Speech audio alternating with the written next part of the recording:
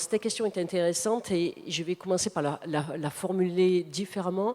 Finalement, que nous apprennent, donc que sont les cratères que l'on observe sur la Lune et que nous apprennent-ils finalement? Quel est l'intérêt d'étudier ces structures géologiques? Alors en fait, la question de la nature des cratères que l'on observe sur la Lune, c'est une question qui a fait débat pendant très longtemps, parce que les cratères, on les voit, enfin, en tous les cas, on voit des différences de couleurs à la surface de la Lune, à l'œil nu, hein. Et en fait, il y avait deux écoles qui s'affrontaient. Une école qui disait on a affaire à des cratères volcaniques.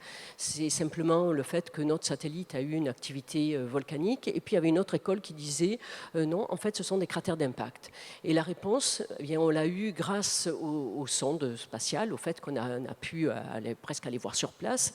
Et on s'est rendu compte que ce sont effectivement des cratères d'impact. Et ces cratères d'impact, comme on peut s'en rendre compte quand on regarde la Lune, même avec des jumelles, eh bien en fait il y en a de toute taille. Il y a de très très grands bassins qui font des milliers de kilomètres, enfin un peu plus d'un millier de kilomètres.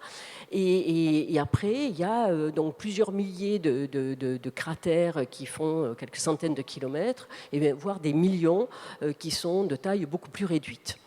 Et ce qu'on pense aujourd'hui, en fait, c'est que alors, la Lune, en fait, on peut se dire, c'est à peu près le même corps que la Terre. Elle a certainement eu une histoire similaire à notre Terre, mais la différence, c'est qu'elle n'a pas d'atmosphère. Et l'atmosphère sur Terre joue un petit peu le rôle d'un bouclier pour nous protéger justement des météorites.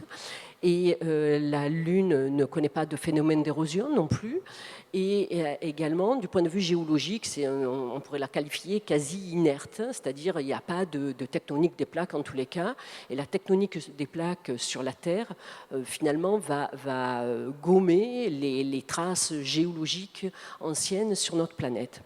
Donc finalement, la Lune va jouer un petit peu comme une archive du passé même de notre planète, d'un passé certainement commun, au moins en grande partie. Et ce qu'on pense aujourd'hui, c'est que donc, le système solaire s'est formé à peu près 4 milliards d'années et demie. Et lorsque le système solaire était très jeune, eh bien, en fait, il y a eu une phase de bombardement météoritique important, en fait, et donc, dont on trouve les traces via ces grands cratères d'impact de la Lune, puisqu'en fait, les immenses bassins sont très anciens. Et donc, ça montre que le système solaire jeune, il y avait déjà des planètes formées, mais il y avait également toute une foultitude de corps, pour certains presque de taille planétaire, quelques centaines de kilomètres de diamètre, donc de gros corps, et qui régulièrement heurtaient les planètes, etc. Et donc, ils ont laissé leurs traces sur la Lune. Et puis ensuite, donc ça a duré quelques centaines de millions d'années. Ensuite, cet épisode de bombardement météoritique intense qui finalement était simplement le fait que les corps qui n'étaient pas rentrés à proprement parler dans la formation des planètes ont été quelque part nettoyés comme ça.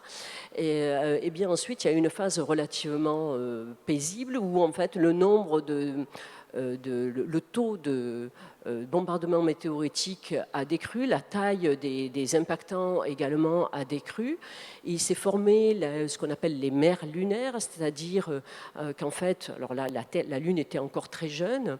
Il y avait une radioactivité naturelle des roches qui s'est traduite par une certaine fusion des roches sous la surface et qui a donné un épanchement de lave qui a rempli le bas de ces immenses cratères formés par les impacts, les grands impacts au moment où la Lune était très jeune et ces laves ont cette couleur sombre que l'on observe et qui font que ce qu'on appelle les mers, c'est en fait le fond des cratères, de grands cratères d'impact qui ont été remplis par des écoulements de lave. Ce qu'on appelle les continents, par contre, c'est vraiment un enchevêtrement de cratères d'impact à la surface de la Lune. Donc les cratères d'impact nous renseignent sur l'histoire du système solaire, la façon dont les corps se sont constitués. Et même encore aujourd'hui, ce qui est intéressant, c'est qu'on a constaté que, alors un cratère d'impact, comment ça se passe? Il y a un impactant qui arrive, un corps qui arrive. Lorsque le corps est de taille, quand on a affaire à une petite météorite, ça va donner juste une espèce de bol, en fait. Ensuite, quand on a affaire à des corps de taille plus conséquente, eh bien, en fait, l'impact est tellement fort, il y a une telle énergie de plusieurs tonnes en général, c'est que le sol à l'aplomb de l'impact va fondre, les roches vont être également projetées.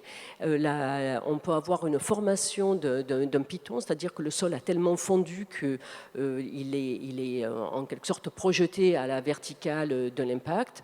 Et sur une grande distance, on a formation d'un bassin et puis également formation d'éjectats secondaires, et on forme toutes des séries de cratères secondaires qui sont juste simplement dus au fait qu'il y a des roches qui ont été projetées sur des dizaines de kilomètres par rapport à l'endroit où l'impact à proprement parler a eu lieu. Et on s'est rendu compte que sur la Lune, très récemment, alors qu'on pensait que le phénomène de flux météoritique était relativement modeste, il est peut-être plus important que ce que l'on imaginait, puisque en fait, on pense maintenant que le nombre de cratères reste quand même important, ou de formation de cratères reste quand même important, et les éjectats qui sont produits sont suffisamment nombreux pour avoir une espèce de bouleversement du sol de la Terre sur quelques centimètres d'épaisseur. On arrive à avoir un remodelage du sol de la Lune en à peu près 80 000 ans, en fait, ce qui est relativement court au niveau des âges géologiques, en fait.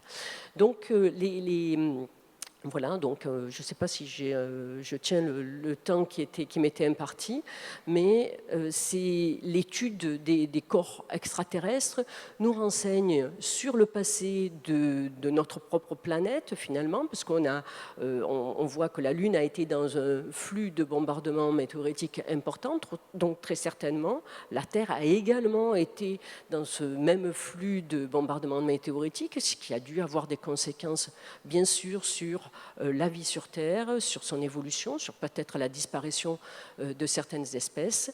Et puis, ça nous renseigne, ça nous permet également de remonter dans le temps et d'avoir une meilleure connaissance de la façon dont notre propre système solaire s'est formé. Voilà, je vous remercie.